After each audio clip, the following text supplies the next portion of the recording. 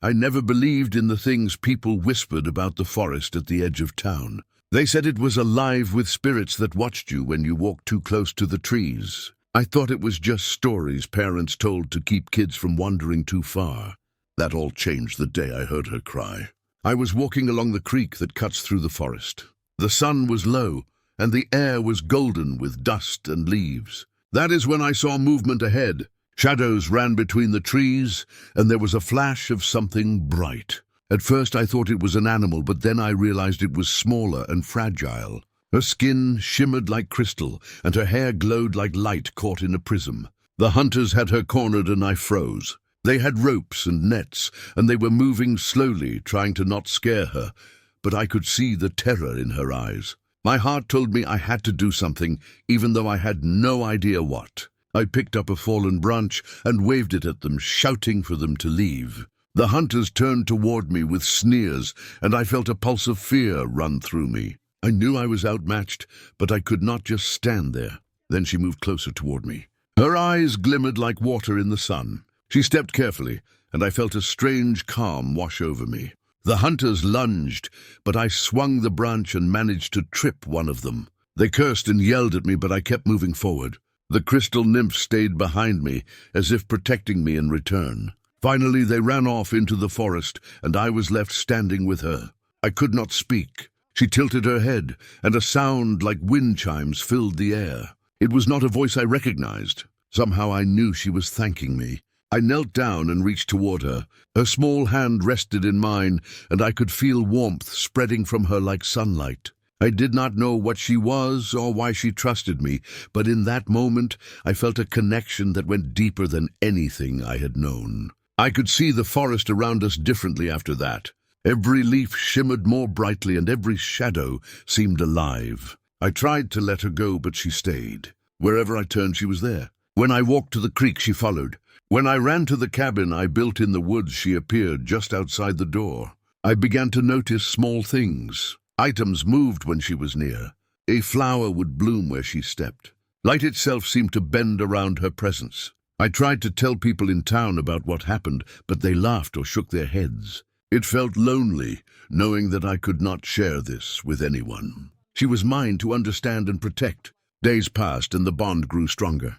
I began to see her not just as something magical, but as a friend who depended on me. I tried talking to her, even though she did not speak in words I could understand. Sometimes I would describe the world to her as if she were a child. Other times I asked questions that only the forest could answer. Slowly I realized she was listening. She would tilt her head or glow brighter in response. Once I thought I heard her laugh when I told a story about a fox that stole my sandwich. She started to follow me everywhere, and I began to notice a strange feeling of safety, even when we walked into parts of the forest I had always avoided. Animals did not flee when she was near. Streams seemed clearer, and the air softer. I began to understand that the hunters were not the only danger in the forest. There were shadows that crept and whispered in corners, but she seemed to push them back just by existing. I began to wonder if she had always been here.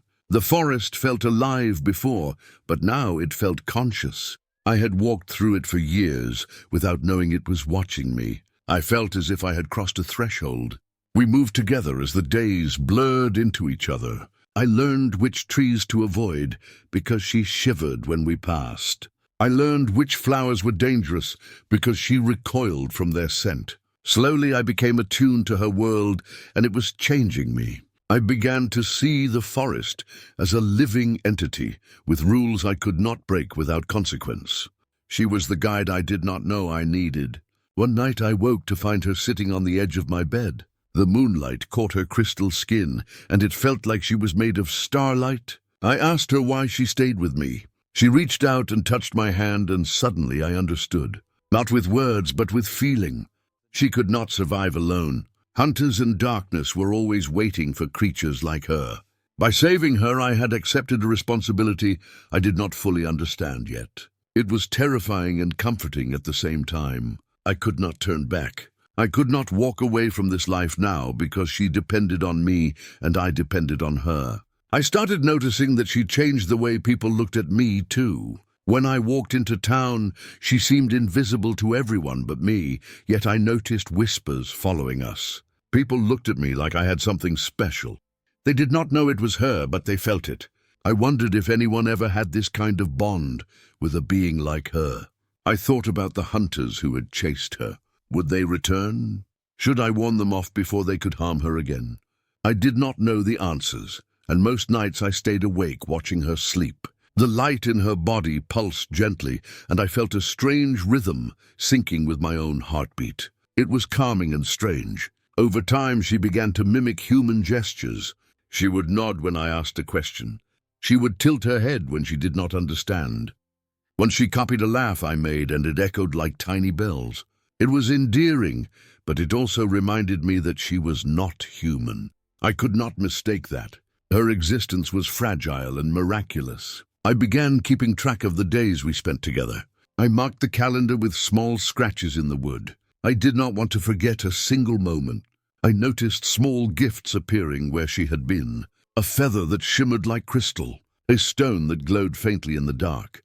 She left them for me, and I began to understand that she wanted to communicate without words. I tried to teach her games and simple routines. She seemed to learn quickly and then teach me things I had never considered before. How to see the forest differently. How to listen to sounds and interpret silence. I began to feel that life with her was a training ground, something I had never signed up for but could not leave. One day we wandered further than before. I was nervous and she seemed alert too. Suddenly, there was a clearing bathed in light, and crystal formations rose from the earth like small towers. She ran forward, and I felt a pull I could not resist. She had led me here. The air was thick with magic and warmth.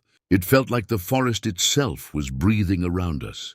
I realized then that she had not just followed me. She had chosen me as a companion and protector of this place. I felt pride and fear together. Pride, because I had been chosen. Fear, because I had no idea what it meant. That night I stayed awake thinking about what my life had become. I'd been a normal person with ordinary fears and desires. Now I was entwined with a being of light and crystal whose existence was fragile. I realized that I could never leave the forest. I could never abandon her. To do so would be to risk something I did not fully understand yet. Each day I woke up feeling the pulse of her presence beside me. I noticed subtle changes. My reflection in mirrors seemed sharper. My shadow moved differently. Sometimes I felt whispers brushing against my skin that were not mine. I began to understand that she was teaching me, preparing me. I did not know for what, but I trusted her. She was patient. She never rushed or demanded. She simply existed in a way that made me feel alive. And then one evening the hunters returned. I saw them moving through the trees. My heart raced. I froze for a moment, but she stepped forward and shimmered brightly. They faltered. Their eyes widened, and I realized they had not expected her to be protected so fiercely. She did not attack, but the light she radiated made them hesitate. Slowly they retreated and disappeared into the shadows. I exhaled and felt her hand in mine. That night I realized that our bond was stronger than anything I had known. She trusted me and I trusted her. I could no longer see the world as separate from her world. We were connected. I did not know what the future held, but I knew one thing for certain. I had saved her, and now she had saved me in ways I could not name. She followed me everywhere, not because she needed me, but because we belonged together. The forest had given me a companion, a guardian, and a light that would never leave my side. I looked down at her small, glowing form and whispered softly into the quiet night. "Thank you." She tilted her head and shimmered brighter, and I knew that somehow she understood. I could feel it in my chest. I could feel it in my soul. That moment made everything worth it. I was no longer alone. The crystal nymph followed me everywhere, but she was not just a follower. She was a part of me, a reflection of something I had never seen before, and I understood that life would never be ordinary again. We walked through the forest together. Our shadows danced together in the moonlight. Every step I took she mirrored perfectly. It felt like the world itself was singing with us. And I knew that no matter what happened, we would face it together. That was the life I had chosen. That was the life she had chosen. That was the life we would live forever. The days that followed felt different. The forest itself seemed to lean in closer to watch us. Every sound felt sharper, every movement more deliberate. I began noticing patterns in the way she moved, how she seemed drawn to places I had never explored. It was as if the forest was guiding her and through her guiding me. One evening I followed her deeper than I had ever gone before. The trees grew taller and older, and the air smelled of earth and rain and something I could not name. She paused at a cluster of ancient oaks, her light pulsing softly. I looked around and realized I had no idea where I was, but I trusted her. I had no choice but to. Slowly, she stepped forward, and I followed. The undergrowth was thick and tangled, and yet she glided through it like water. I had to push aside branches and duck low, and I felt the sweat on my brow, but she never faltered. Then we reached a clearing I could not have imagined. Crystals jutted from the earth in shapes that looked like towers, and the moonlight caught them perfectly. The air was alive with a hum I could feel in my chest. She ran forward, and I noticed something strange. The crystals seemed to react to her presence. They glowed brighter as she approached. I realized then that this place had always been hidden and that she had led me here on purpose.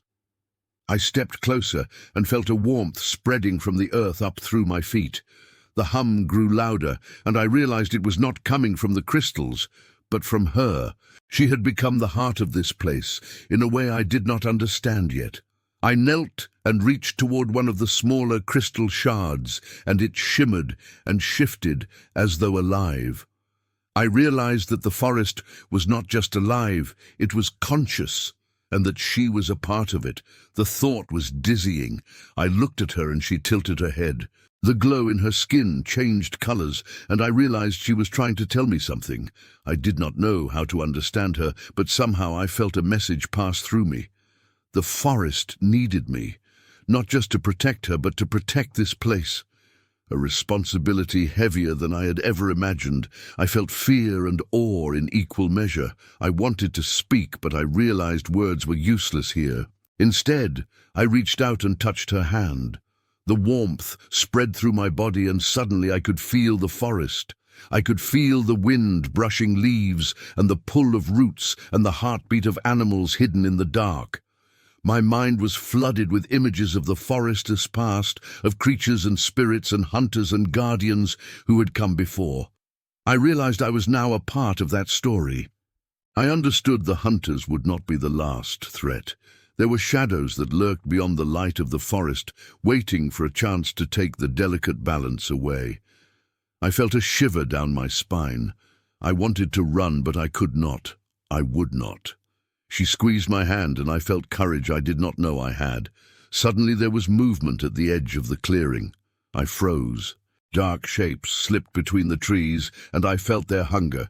They were not hunters like before. They were something older and crueler. My heart pounded in my chest, but she stepped forward.